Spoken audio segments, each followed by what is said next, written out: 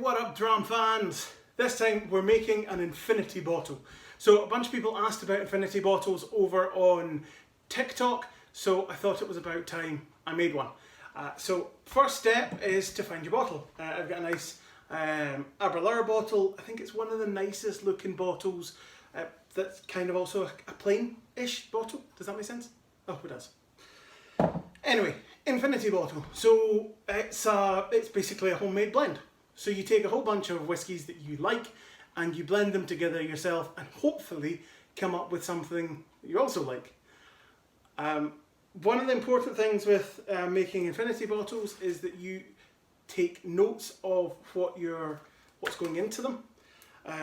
If you make something great, you want to be able to replicate it. It's the same as any recipe, and that's basically what this comes down to. And it's all about finding a bit of balance in there as well between the different kind of flavours, different aromas, different things that are going on in the whiskey. So let's get started. So we're going to start with something quite kind of light that's going to be our base. And I'm using Angel's Nectar. This is an 11-year-old. It was a single cask bottling. It's light but also quite sweet. So that will help to give this infinity bottle a bit of sweetness. So I kind of worked out beforehand what I was going to do. So Angel's Nectar, I'm going to put in 200 ml of this into this bottle. Hence why I have my measuring jug. I can't really do things kind of eyeball style. It's just not really in me, to be honest. So 200 ml. So we'll add our Angel's Nectar into there.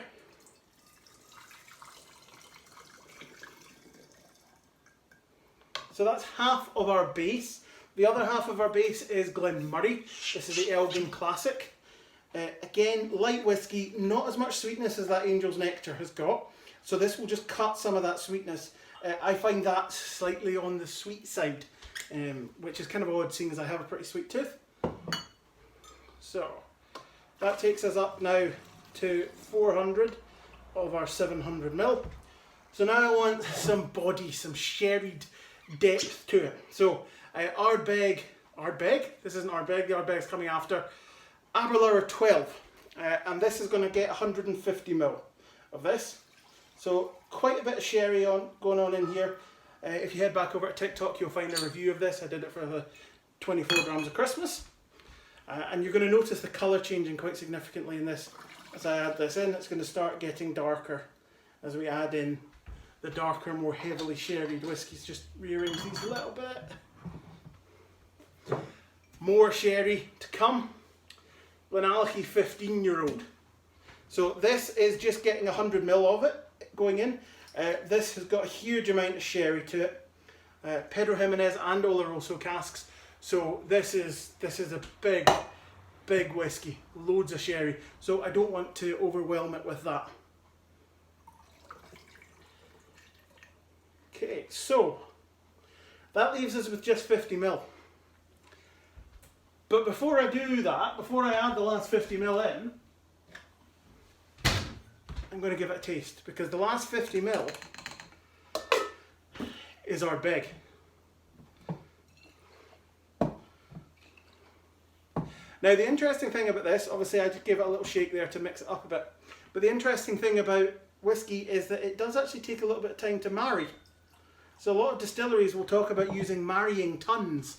So they'll blend the whiskey up and then they'll put it in the marrying tun for 6-9 months and let those whiskies marry together. Let everything kind of work together. So what I taste now and what I taste later is going to be a bit different. So quite balanced on the nose, bit of lemon, and a little bit of oakiness. Just a tiny touch of those kind of raisins, those kind of dried fruits from the sherry. Maybe a wee bit of orange. Let's see what it tastes like.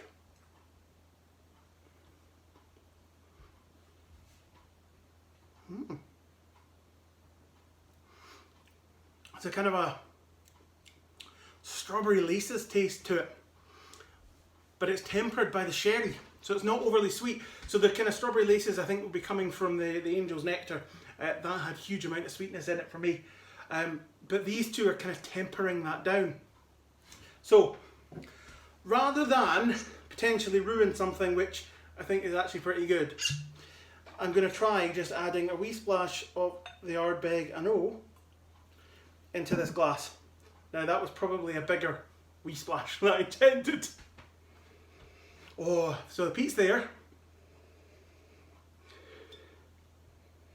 The peat's kind of taken over a lot of the sweet notes on the nose.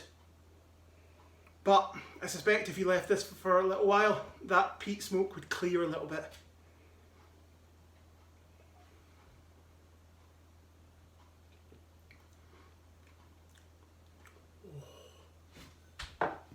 Well, no question in my mind about adding the Ardbeg anymore. It is going in, and it is only getting 50 ml. So I'm actually, because I don't really want to risk overwhelming this, I'm going to use an actual spirit measure over the jug just to make my life easier for pouring.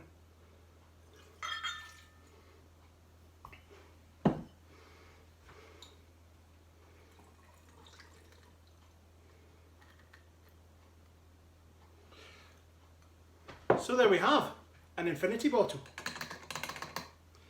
I will keep you updated with how this goes.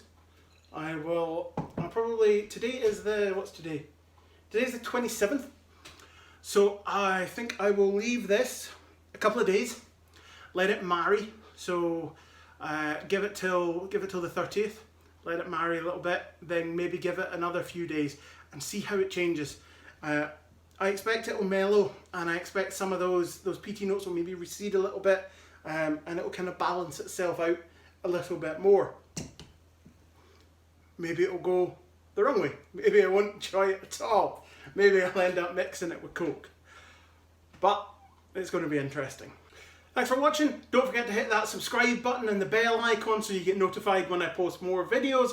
And if you're not already following me on TikTok, head over to TikTok and give us a follow. It'll be much appreciated.